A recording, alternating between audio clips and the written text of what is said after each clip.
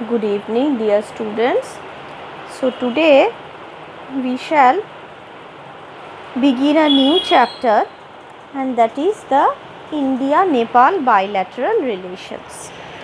अब तक हमने ग्लोबल पॉलिटिक्स के पेपर में जितने भी चैप्टर्स या जितने भी टॉपिक्स कंप्लीट की है वो टॉपिक्स था मेनली रीजनल ऑर्गेनाइजेशंस के ऊपर, और हम लोगों ने इज़राइल और पैलेस्टाइन का कॉन्फ्लिक्ट, उसकी वजह, उस कॉन्फ्लिक्ट के काफ़ी स्टेजेस, ये सब पढ़ चुके हैं।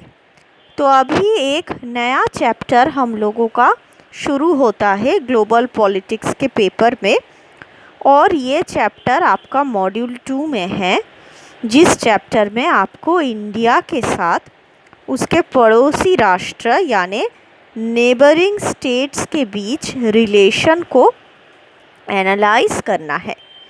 तो मैं आप लोगों को जो चैप्टर पढ़ाने वाली हूँ उस चैप्टर में आपको इंडिया के साथ नेपाल का रिलेशन, इंडिया के साथ भूटान का रिलेशन और इंडिया के साथ श्रीलंका के रिलेशन के बारे में जानकारी हासिल करनी पड़ेगी।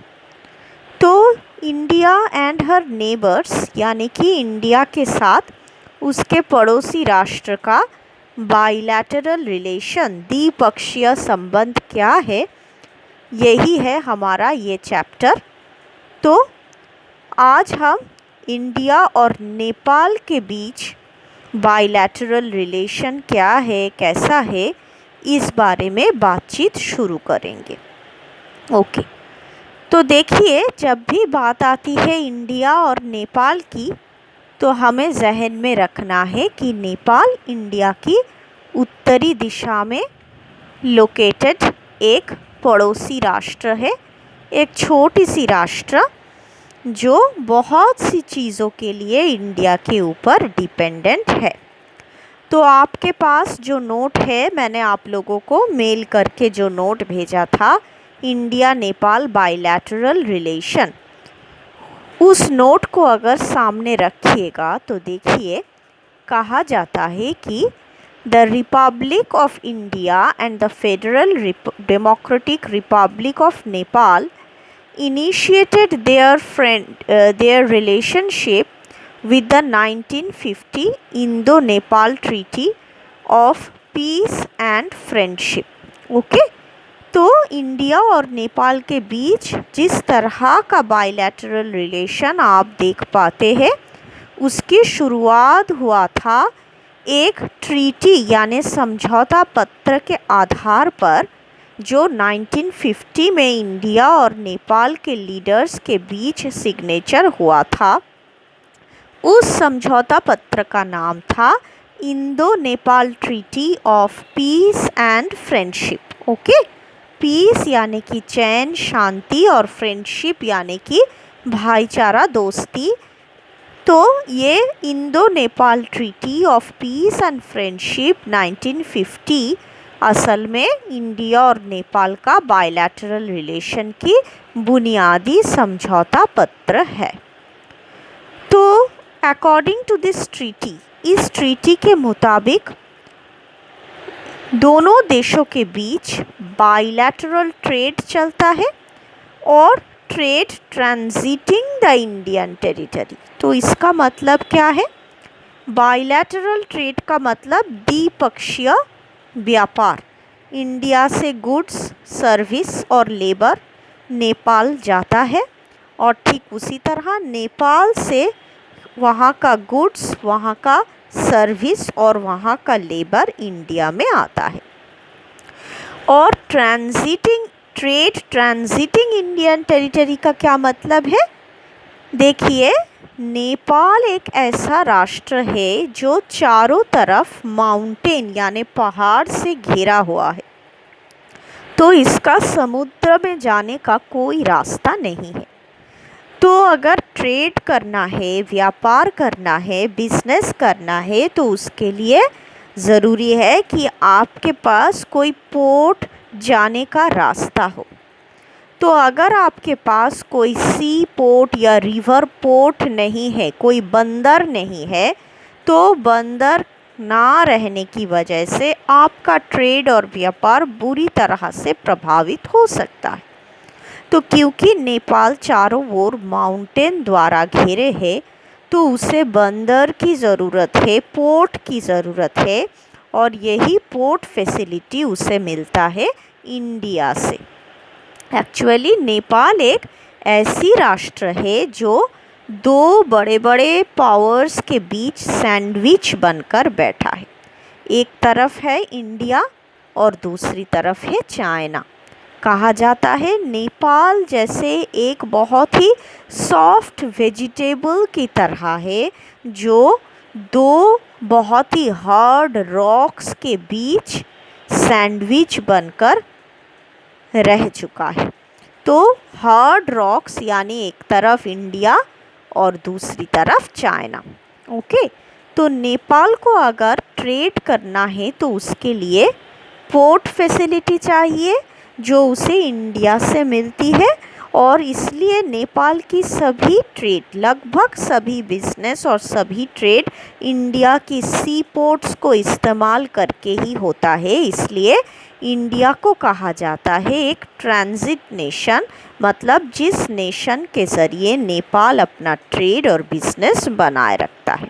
ओके, तो देखिए आपके नोट के फर्स्ट लाइन जो है, The 1950 Indo-Nepal Treaty of Peace and Friendship and accompanying secret letters that defined security relations between the two countries and an agreement governing both bilateral trade and trade transiting Indian territory। इसका मतलब 1950 Indo-Nepal treaty में दोनों देशों के बीच security यानी सुरक्षा संबंधित relations के बारे में कहा गया है, बाइलैटरल यानी द्विपक्षीय बिजनेस के बारे में कहा गया है, और साथ में ये भी कहा गया है कि इंडिया एक ट्रांजिट टेरिटरी के हिसाब से काम करेगा जिसके ज़रिए नेपाल अपना व्यापार विदेशी राष्ट्र के साथ अपना बिजनेस, अपना व्यापार चालू रख पाएगा।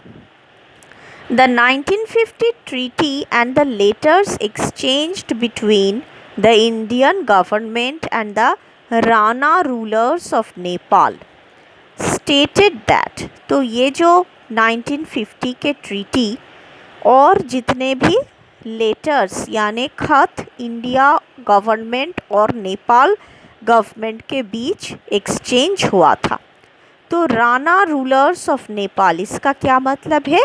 नेपाल की जो राजा हुआ करता था उसको राणा कहा जाता था। ओके, फिलहाल अभी नेपाल एक डेमोक्रेटिक राष्ट्र बन चुका है, लेकिन कुछ साल पहले भी नेपाल एक मोनार्कियल स्टेट यानी राजतंत्र हुआ करता था, जहाँ पे राजा ही राष्ट्र का हेड ऑफ द स्टेट हुआ करता था, और नेपाली भाषा में राजा को कहा जाता है राणा। तो नेपाल में उस वक्त यानी 1950 में जो राणा यानी जो राजा थे उनके और इंडिया गवर्नमेंट के बीच ये समझौता पत्र सिग्नेचर हुआ था, जिसके ज़रिए आपने देखा कि नेपाल और इंडिया के बीच एक ट्रेड और सिक्योरिटी रिलेशन की शुरुआत हुई। अब देखिए ये 1950 ट्रीटी इसने क्या कहा? स्टेटेड दैट, इस ट्रीटी ने कहा neither government shall tolerate any threat to the security of the other by a foreign aggressor, यानी कि इन दोनों देशों की गवर्नमेंट, ना ही इंडिया की गवर्नमेंट ना ही नेपाल की गवर्नमेंट किसी भी तरह की विदेशी आक्रमण को टॉलरेट नहीं करेगा जो उस देश की सिक्योरिटी पर एक थ्रेट, एक चेतावनी बनकर आ सकता है। और साथ में दोनों देशों को ऑब्लिगेटेड किया, यानी दोनों देशों पर ये कंपल्सरी, ये मैंडेटरी रूल बनाया कि दोनों देशों की सरकार एक दूसरे को इन्फॉर्म करेंगे ऑफ एनी सीरियस फ्रिक्शन। किस चीज़ के बारे में इन्फॉर्म करेंगे? अगर दोनों देशों के बीच कोई टकरार या किसी बात पर कोई झगड़ा या कॉन्फ्लिक्ट का सिचुएशन पैदा होता है, या फिर किसी नेबरिंग स्टेट यानी पड़ोसी राष्ट्र के साथ कोई मिसअंडरस्टैंडिंग, गलतफहमी पैदा होता है, तो उस बारे में दोनों देश एक दूसरे को सूचित करेगा, ताकि इन दोनों के बीच जो फ्रेंडली रिलेशन है, जो दोस्ती का माहौल है, ये किसी भी तरह से अफेक्टेड ना हो। These accords cemented a special relationship between India and Nepal।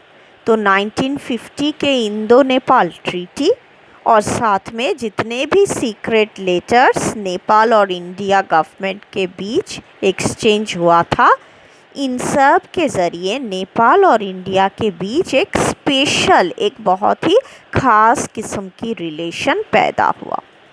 इसके साथ इस ट्रीटी में कुछ और भी सुविधाएं दोनों देशों के नागरिकों को दिया गया, जैसे कि the treaty also granted Nepalese the same economic and educational opportunities as Indian citizens in India.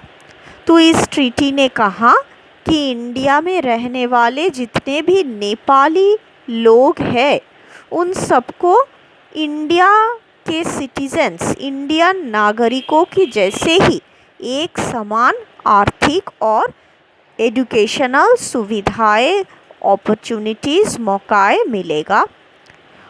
और नेपाल में भी इंडिया के जो सिटीजन्स नेपाल में रहते हैं, उनके लिए प्रेफरेंशियल ट्रीटमेंट मिलेगा।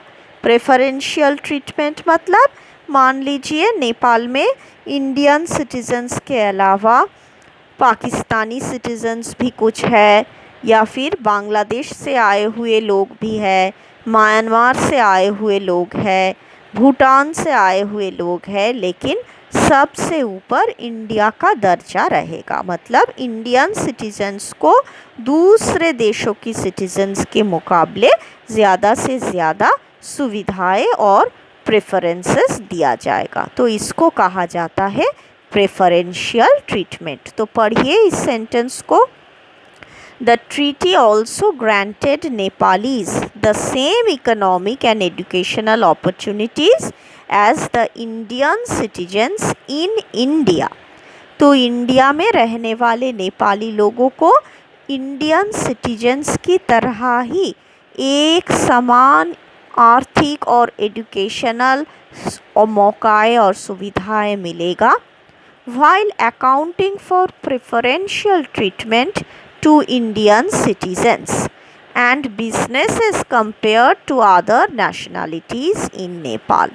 और नेपाल में इंडियन सिटीजन्स को एक प्रेफरेंशियल ट्रीटमेंट दिया जाएगा, और इंडिया के साथ जिस तरह का बिजनेस और इकोनॉमिक रिलेशन नेपाल का होगा, वो दूसरे किसी देशों के साथ उतना इंटीमेट रिलेशन नहीं होगा। The Indo Nepal border is open. तो देखिए, नेपाल के साथ इंडिया का एक बहुत बड़ा बॉर्डर है।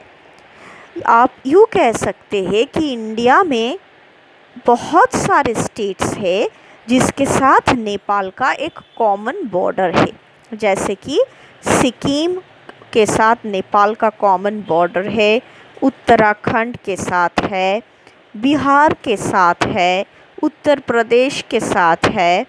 तो इतना लंबा एक बॉर्डर, ये ओपन बॉर्डर है। इसका मतलब क्या है? नेपाल के नागरिक बिना किसी पासपोर्ट के, किसी वीज़ा के बहुत आसानी से इंडिया में आ सकते हैं, घूम सकते हैं। ठीक उसी तरह इंडिया के सिटीजन्स भी बगैर पासपोर्ट और वीज़ा के नेपाल जा सकते हैं। बिजनेस करने के लिए या टूरिज्म एंड ट्रैवल के लिए, कुछ भी करने के लिए। ओके, तो देखिए, the Indo Nepal border is open.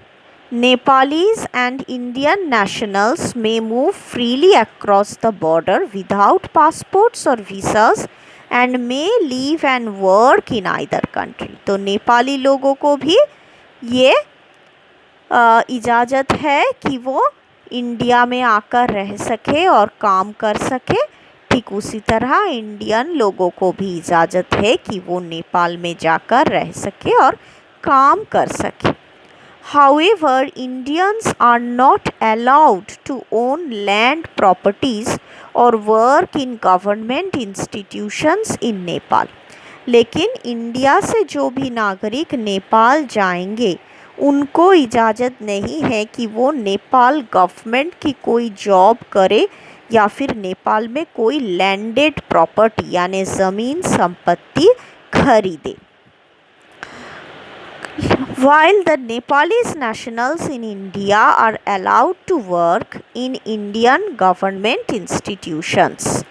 तो नेपाली नेशनल्स को इंडिया में ये हक है, ये अधिकार है कि वो इंडिया गवर्नमेंट की इंस्टीट्यूशंस यानी इंडिया गवर्नमेंट की ऑफिसेज और दफ्तरों में काम कर सके, except in some states and some civil services, the IFS, IAS and IPS।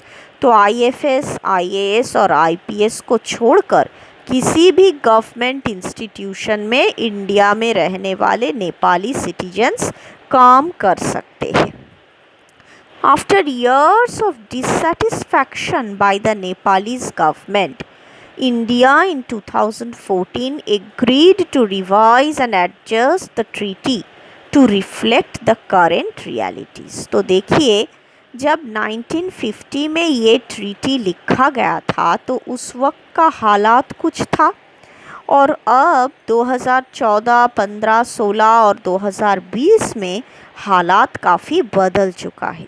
तो जाहिर सी बात है कि 1950 में ट्रीटी लिखते वक्त जिस माहौल में इंडिया नेपाल रिलेशन को बनाया जा रहा था, आज का हालत बदलने की वजह से इंडिया नेपाल रिलेशन भी पहले की तरह नहीं है। इस वजह से 1950 के इंडो नेपाल ट्रीटी में काफ़ी चेंजेस, काफ़ी बदलाव लेकर आना पड़ा। ओके, और इंडिया नेपाल रिलेशन को एडजस्ट करना पड़ा उस मुताबिक। ओके, उसके बाद अगले पैराग्राफ में देखिए, As close neighbors, India and Nepal share a unique relationship of friendship and cooperation characterized by open borders and deep-rooted people-to-people contacts। तो जैसे कि आपने देखा कि इंडिया और नेपाल बहुत ही करीबी पड़ोसी राष्ट्र होने की वजह से इन दोनों के बीच एक खास दोस्ती का रिलेशन है, कोऑपरेशन का माहौल है, ओपन बॉर्डर्स है और नेपाल और इंडिया की लोगों में एक काफ़ी घना और गहरी रिश्ता है। There has been a long tradition of free movement of people across the borders, sharing family ties and culture। तो नेपाल और इंडिया के बीच एक बहुत ही गहरा कल्चरल रिलेशनशिप है। नेपाल की काफ़ी फैमिलीज़ इंडिया में बहुत पहले से ही रहते हैं। जैसे आप जानते हैं, वेस्ट बंगाल की दार्जिलिंग, जलपाईगुड़ी, सिलीगुड़ी ऐसे डिस्ट्रिक्ट्स में काफ़ी नेपाली सिटीजन्स रहते हैं जिनको आप गोरखा के नाम से जानते हैं।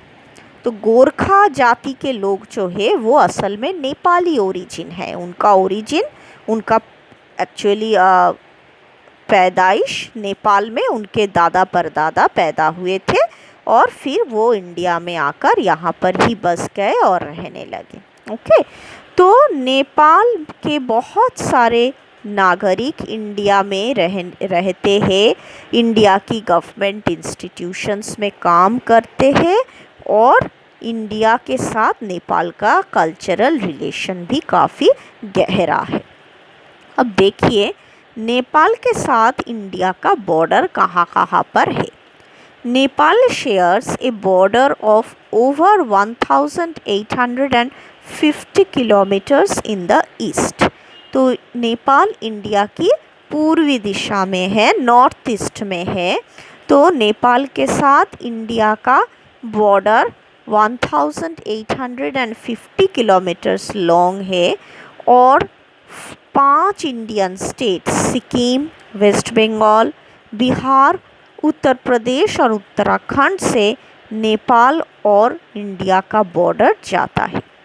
The India Nepal treaty of peace and friendship 1950 forms the bedrock of special relations that exist between India and Nepal. तो ये आपने नोट के शुरुआत में ही देख लिया था कि 1950 का इंडो नेपाल ट्रीटी ही दोनों का रिश्ते का बुनियाद है। Under the provisions of this treaty, the Nepali citizens have enjoyed certain advantages in India, availing facilities and opportunities at par with the Indian citizens। तो अब तक इस ट्रीटी के मुताबिक इंडिया में रहने वाले नेपाली नागरिकों को इंडियन नागरिकों जैसा ही एक समान सुविधाएं, एक समान मौकाएं और फैसिलिटीज़ मिलता आया है। Nearly 6 million Nepali citizens live and work in India. तो इंडिया में लगभग 6 मिलियन नेपाली नागरिक है जो यहाँ रहते भी है और काम भी करते हैं। और इंडिया और नेपाल के बीच सरकारी अफसरों का, हाई लेवल सरकारी अफसरों का रेगुलर एक्सचेंज ऑफ विजिट्स चलता रहता है। जैसे कि इंडिया के प्राइम मिनिस्टर नेपाल जाते हैं, नेपाल के प्राइम मिनिस्टर इंडिया आते हैं, इंडिया के दूसरे मिनिस्टर्स नेपाल विज़िट करते हैं और नेपाल से भी काफ़ी ministers, IAS officers India visit करते हैं। ओके, तो देखिए 2014 में प्राइम मिनिस्टर नरेंद्र मोदी 2 बार नेपाल गए थे। अगस्त में भी गए थे और नवंबर में भी सार्क समिट अटेंड करने के लिए गए थे। सार्क के बारे में आप लोग पढ़ चुके हैं, south Asian association for regional cooperation. तो सार्क का समिट जो काठमांडू में हुआ था 2014 में, उसमें भाग लेने के लिए इंडिया के प्राइम मिनिस्टर नरेंद्र मोदी जी नेपाल गए थे। The Nepali prime minister KP. Sharma Oli was on a state visit to India. तो नेपाल के प्रधानमंत्री जो अभी भी नेपाल के प्रधानमंत्री है, उनका नाम है के.पी. शर्मा ओली और उन्होंने इंडिया में विज़िट किया था 2016 में। नेपाल की जो प्राइम मिनिस्टर थे पुष्पकमल दहाल, उन्होंने भी 2016 में इंडिया विज़िट किए थे। और देखिए prime minister Pushpa Kamal Dahal India visit किए थे किस वजह से? 2016 में to participate in the BRICS BIMSTEC leaders summit in Goa. तो यहाँ पर आपको थोड़ा बहुत जानकारी बिम्स्टेक के बारे में देना पड़ेगा। तो ब्रिक्स के बारे में आप लोग जानते हैं, मैंने अपने पिछले लेक्चर में ही ब्रिक्स के बारे में आप लोगों को समझाया था कि ब्राज़ील, रशिया, इंडिया, चाइना और साउथ अफ्रीका की एक इकोनॉमिक ग्रुपिंग है ब्रिक्स। और बिम्स्टेक क्या है?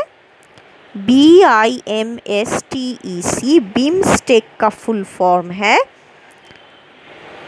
बे of Bengal regional integration and cooperation for bay of Bengal initiative for multi sectoral technical and economic cooperation. I repeat, BIMSTEC ये एक एब्रीविएटेड फॉर्म है, इसका फुल फॉर्म है बे of Bengal initiative for multi sectoral technical and economic cooperation. तो BIMSTEC बना है बे of Bengal के ऊपर जितने भी स्टेट्स हैं उनमें इकोनॉमिक सहयोगिता और इकोनॉमिक इंटीग्रिटी हासिल करने के लिए।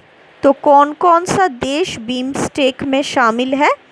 बांग्लादेश, इंडिया, श्रीलंका, नेपाल, भूटान, म्यांमार और थाईलैंड। ओके, तो 2016 में गोवा में एक समिट हुआ था, ब्रिक्स और बिम्स्टेक का जॉइंट समिट। तो ब्रिक्स अंतर्गत देश और बिम्स्टेक अंतर्गत देश दोनों ऑर्गेनाइजेशंस के सभी देश आए थे यहाँ पार्टिसिपेट करने के लिए। तो उस वक्त नेपाल के प्राइम मिनिस्टर पुष्पकमल दाहाल भी इंडिया आए थे इस समिट में हिस्सा लेने के लिए। तो इससे क्या पता चलता है? नेपाल जैसे सार्क का एक इम्पॉर्टेंट मेंबर है, ठीक उसी तरह बिम्स्टेक में भी भारत के साथ साथ नेपाल एक महत्वपूर्ण सदस्य है। इस वजह से ब्रिक्स बिम्स्टेक समिट में नेपाल हिस्सा लेने के लिए इंडिया आए थे 2016 में। उस वक्त हमारे प्रेसिडेंट कौन थे? प्रणब मुखर्जी। और प्रणब मुखर्जी भी नेपाल गए थे विजिट करने नवंबर 2016 में। इसके बाद नेपाल और इंडिया के बीच काफ़ी हाई लेवल ऑफिशियल्स के एक्सचेंज ऑफ विजिट्स हुए थे, जो कि यहाँ पर लिखा है। नेपाल की प्रधानमंत्री, नेपाल की प्रेसिडेंट, इंडिया की प्रधानमंत्री नेपाल आते जाते रहे। इनके बीच high level exchange of visits चलता रहा। उसके बाद देखिए, India and Nepal have several bilateral institutional dialogue mechanisms. तो इंडिया और नेपाल ये बहुत ही करीबी पड़ोसी राष्ट्र है। इनके बीच कोई गलतफहमी पैदा ना हो पाए, इनके बीच रिलेशन सुरक्षित रहे, इस बात का देखभाल करने के लिए इंडिया और नेपाल दोनों ने मिलकर कुछ बाइलैटरल इंस्टीट्यूशनल डायलॉग मैकेनिज्म्स बनाए हैं। तो बाइलैटरल मतलब द्विपक्षीय, इंस्टीट्यूशनल मतलब ऑफिशियल फॉर्मल, और डायलॉग मैकेनिज्म्स मतलब बातचीत करने का कुछ प्लेटफॉर्म्स, कुछ इंस्ट्रूमेंट्स दोनों देशों ने बनाया है, ताकि अगर दोनों के बीच कोई भी टकरार या कॉन्फ्लिक्ट ऑफ इंटरेस्ट आता है तो उसके ऊपर बातचीत करके दोनों आपस में समझौता कर लेंगे। तो इंडिया नेपाल जॉइंट कमीशन ऐसा ही एक बाइलैटरल इंस्टीट्यूशनल डायलॉग मैकेनिज्म है। तो इंडिया नेपाल जॉइंट कमीशन को चेयर किया था external affairs minister of India और फॉरेन मिनिस्टर ऑफ नेपाल ने। ओके, तो ये जो इंडिया नेपाल जॉइंट कमीशन, ये कमीशन किस लिए बना था?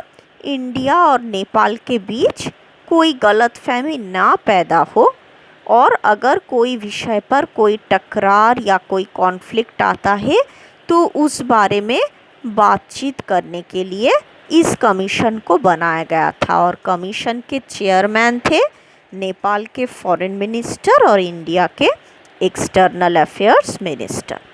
तो इस जॉइंट कमीशन का चौथा मीटिंग हुआ था 26 से 27 अक्टूबर 2016 न्यू दिल्ली में। तो इसमें कौन सी बात दोनों के बीच डिस्कस हुआ था? 2015 में एक बहुत ही भयानक अर्थक्वेक यानी भूकंप नेपाल में हुआ था, और इस भूकंप के वजह से नेपाल को काफ़ी नुकसान पहुंचा था। तो नेपाल इन सब नुकसान से बाहर आने के लिए, भूकंप के बुरा असर से बाहर आने के लिए इंडिया से काफ़ी मदद की मांग किया था और इंडिया ने भी नेपाल को जी जान से मदद किया था। तो इंडिया गवर्नमेंट ने बहुत ही जल्दी अपना national disaster response force team वहाँ पर भेज दिया था। आप लोग जानते हैं कोई भी नेचुरल कैलामिटी जैसे तूफ़ान, आंधी, बाढ़, ये सब को कंट्रोल करने के लिए, इसका इफ़ेक्ट दूर करने के लिए हमारे देश में डिज़ास्टर मैनेजमेंट रिस्पांस फोर्स है। केंद्र के अधीन में है disaster management response force of the centre, और हर एक राज्य में भी disaster management response force of the state है। तो इंडियन गवर्नमेंट ने अपने डिज़ास्टर मैनेजमेंट टीम्स को बहुत जल्दी नेपाल में भेज दिया था, साथ में काफ़ी रिलीफ मटेरियल्स भी भेजा था, और इंडिया की असिस्टेंस की वजह से ही नेपाल बहुत जल्दी अपने भूकंप की बुरी परिस्थिति से बाहर निकल पाया था। Okay, after the initial rescue and relief phase, India committed $1 billion for post-earthquake reconstruction of Nepal during the International Conference on Nepal's Reconstruction held in Kathmandu on 25 June 2015। तो देखिए, अर्थक्वेक के बाद नेपाल में जितना भी डैमेज हुआ था, जितना भी नुकसान हुआ था, उन सबको भरने के लिए, डैमेज को ठीक करने के लिए, नेपाल को नए सिरे से रिकॉन्स्ट्रक्ट करने के लिए इंडिया ने नेपाल को $1 बिलियन मदद किया था उस वक्त 2016 में। और इसके साथ साथ इंडिया ने और भी कुछ कहा था, जैसे कि government of India is supporting 50,000 housing beneficiaries in Nuwakot and Gorkha districts and will reconstruct 70 higher secondary schools, 2 libraries, over 150 health facilities and 28 cultural heritage sector projects। तो $1 बिलियन इंडिया नेपाल में खर्चा करने के लिए प्रॉमिस किया, नेपाल को रिकॉन्स्ट्रक्ट करने के लिए, और साथ में नेपाल के साथ एक मेमोरेंडम ऑफ अंडरस्टैंडिंग भी सिग्नेचर किया, ताकि $250 मिलियन का ग्रांट जो इंडिया नेपाल को देने के लिए राज़ी था, उसको अच्छी तरह से इस्तेमाल किया जा सके। किसके लिए? नेपाल में जितने भी घर टूट गए हैं वो घर नए सिरे से बनाने के लिए, हायर सेकेंडरी स्कूल्स बनाने के लिए, लाइब्रेरीज़ बनाने के लिए, और जितने भी डैमेज हुआ है उन सब डैमेज को रिपेयर करने के लिए। The line of credit was operationalized in February 2017। मतलब नेपाल और इंडिया के बीच एक लाइन ऑफ क्रेडिट ऑपरेशनलाइज किया गया था फरवरी 2017 में। तो क्या है ये line of credit? Line of credit का मतलब है कि अर्थक्वेक की वजह से जो भी डैमेज हुआ है उससे रिलीफ पाने के लिए, अपना रिकॉन्स्ट्रक्शन काम करने के लिए अगर नेपाल को ज़रूरत पड़े तो वो इंडिया से क्रेडिट यानी पैसा उधार ले सकता है।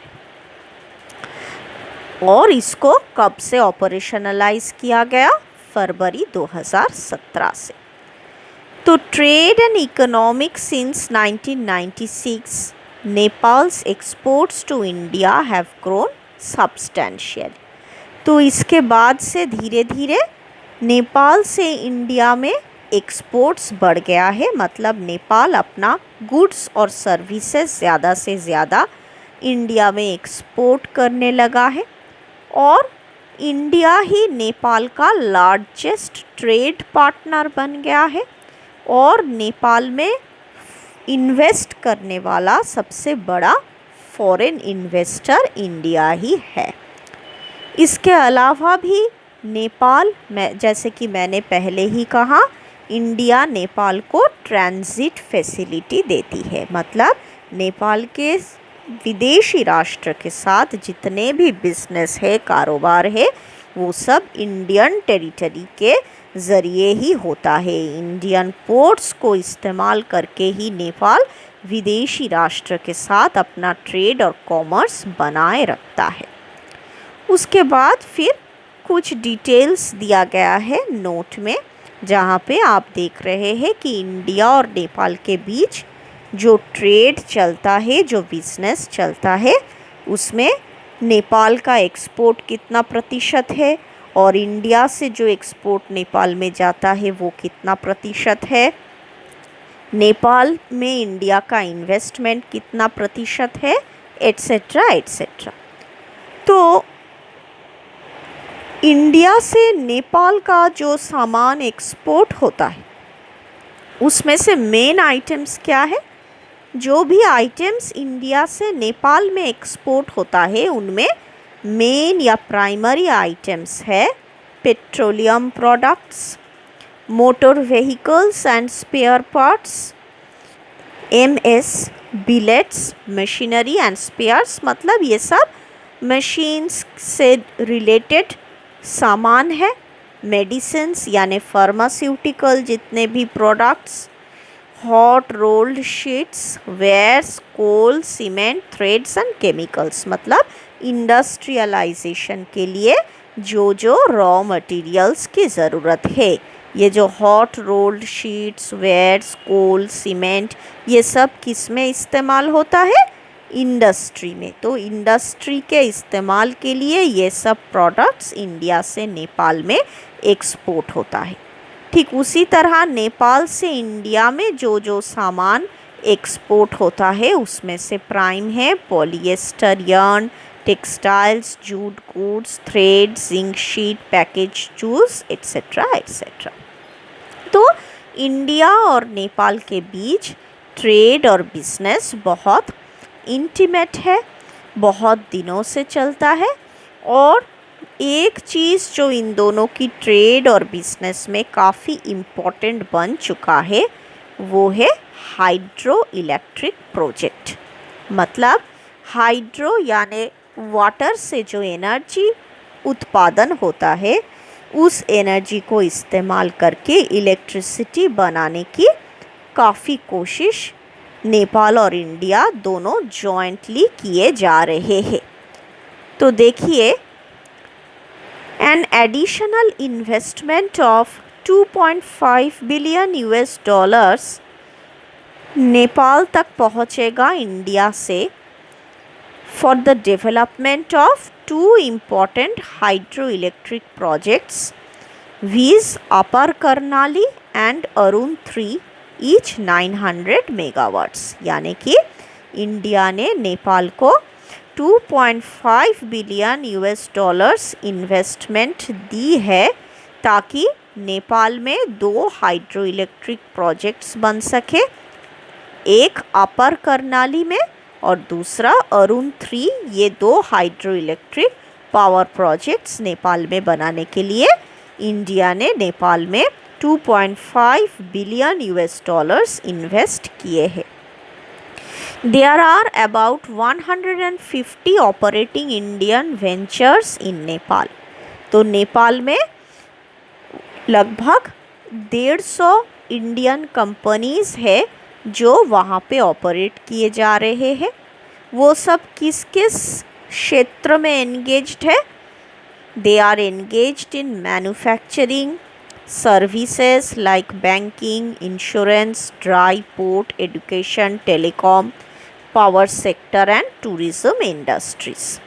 तो इंडिया के काफ़ी कंपनीज नेपाल में banking, insurance, dry port, educational और टेलीकॉम फैसिलिटीज़ दिए जा रहे हैं।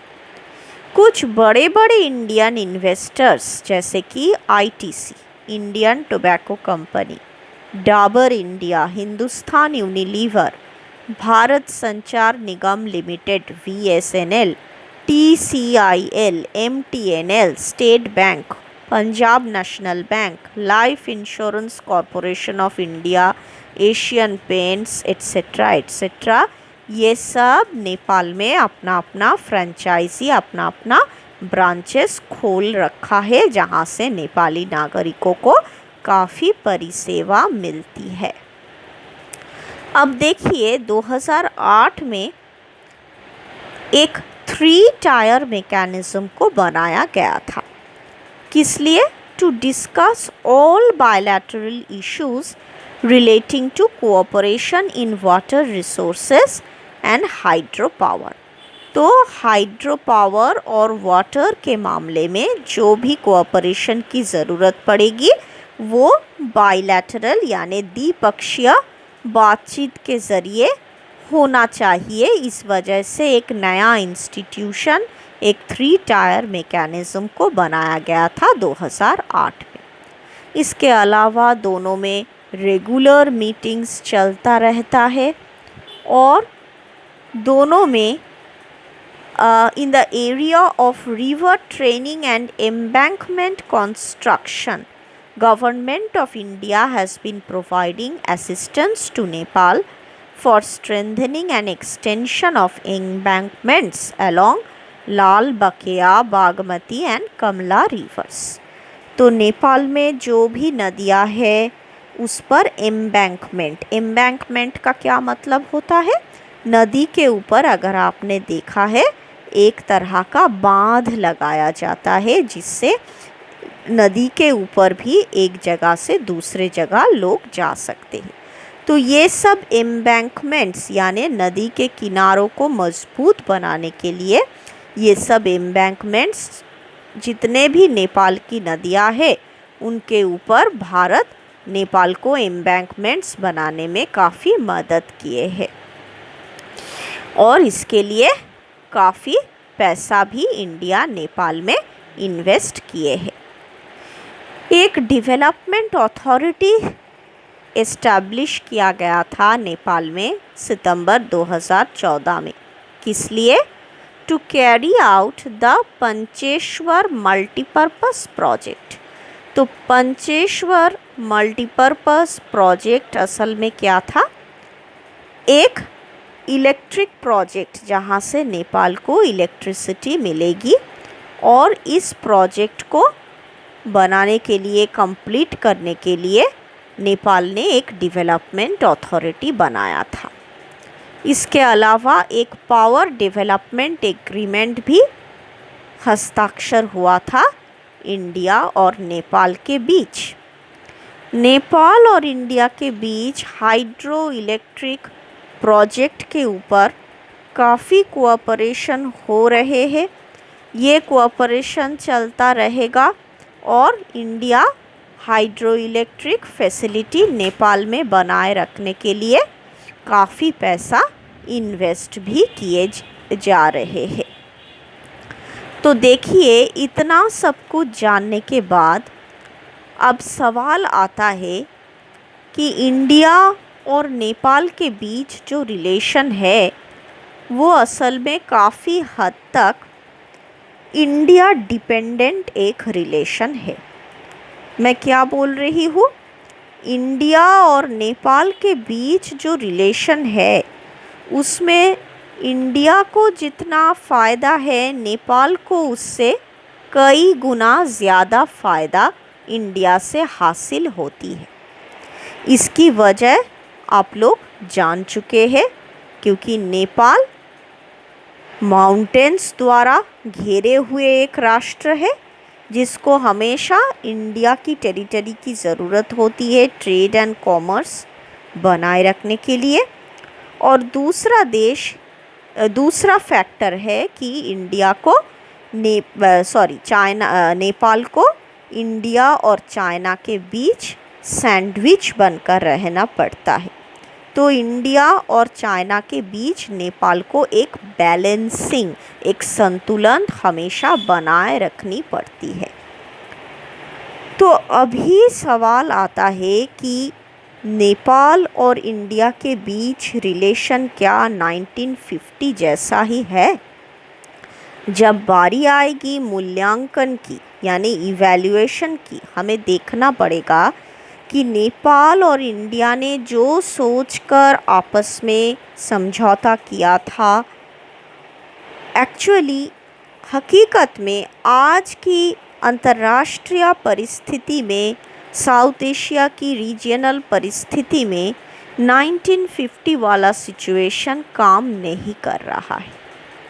नेपाल और इंडिया के बीच काफ़ी इश्यूज़ पर, काफ़ी विषय पर डिफरेंस ऑफ ओपिनियन हो चुका है। ये डिफरेंस ऑफ ओपिनियन दोनों के बीच जारी है। देखिए, जब नेपाल में राजतंत्र गिर गया और डेमोक्रेसी एस्टैब्लिश हुआ, तो उस वक्त नेपाल की एक नया संविधान, एक कॉन्स्टिट्यूशन लिखा गया था। उस कॉन्स्टिट्यूशन को लेकर इंडिया और नेपाल के बीच रिलेशन काफ़ी खराब, काफ़ी बुरा हो गया था। क्यों? इसकी वजह क्या था? नेपाल में एक पर्टिकुलर कम्युनिटी ऑफ पीपल है जिसको कहा जाता है मधेशी ग्रुप ऑफ पीपल। ये एक एथनिक कम्युनिटी है जो नेपाल की दक्षिणी हिस्से में रहती है और कहा जाता है कि इंडिया की उत्तर प्रदेश और बिहार में रहने वाले एथनिक यानी ट्राइबल पीपल के साथ नेपाल की इन मधेशी कम्युनिटी की पीपल की काफ़ी मिलता जुलता है। तो जब नेपाल ने अपना नया संविधान बनाया तो देखा गया कि इसमें मधेशी कम्युनिटी के पीपल के लिए राइट्स, उनके प्रिविलेजेस, उनके फैसिलिटीज़ काफ़ी टूट चुके थे।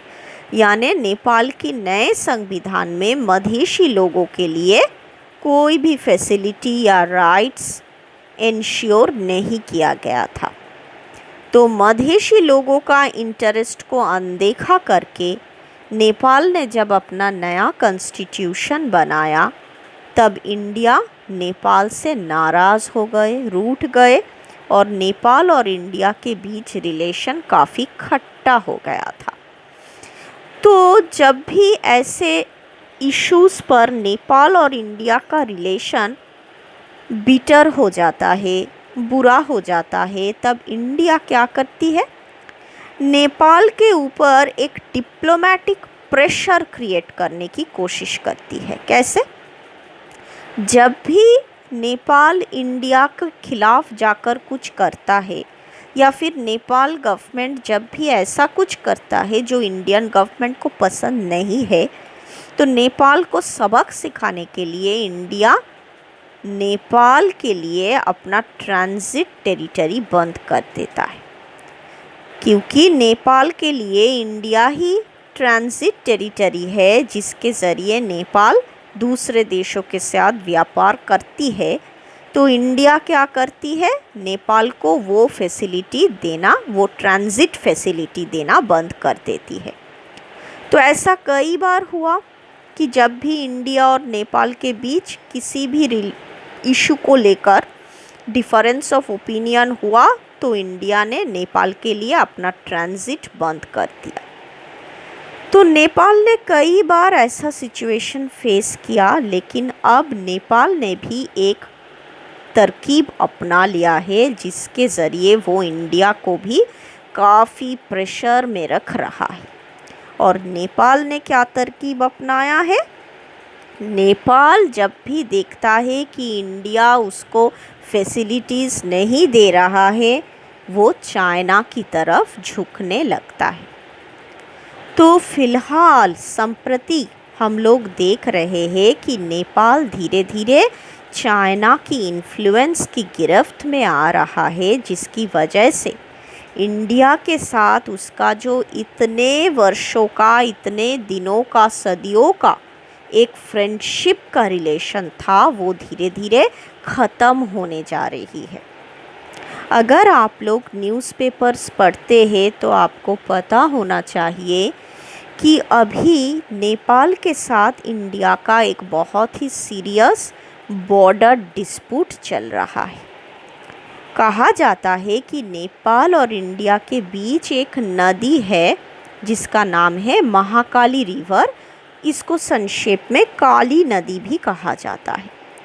काली नदी की ईस्टर्न किनारे पे जितने भी टेरिटरीज़ है वो नेपाल के हिस्से में है, और काली नदी की पश्चिमी किनारे पर, वेस्ट किनारे पर जितने भी टेरिटरीज़ है वो इंडिया में आती है। लेकिन प्रॉब्लम क्या है, इंडिया ने जब एक रोड कंस्ट्रक्ट किया काली नदी की वेस्टर्न किनारे पर ही, एक डिस्ट्रिक्ट है जिसका नाम है पिथौरागढ़ डिस्ट्रिक्ट। इस पिथौरागढ़ डिस्ट्रिक्ट के अधीन में एक जगह है जिसका नाम है लिपू लेक। इस लिपू लेक रीजियन में इंडिया ने एक रोड बनाया है जो कि तिब्बत की मानसरोवर तक जाती है। तो ये रोड इंडिया ने किस मकसद से बनाया, इंडिया से जो भी लोग मानसरोवर में तीर्थ यात्रा करने जाएंगे, अगर ये रोड लिपू लेक से मानसरोवर तक बनता है तो इन यात्रियों के लिए मानसरोवर जाना काफ़ी आसान हो जाएगा, बाई रोड ही लोग जा सकते हैं।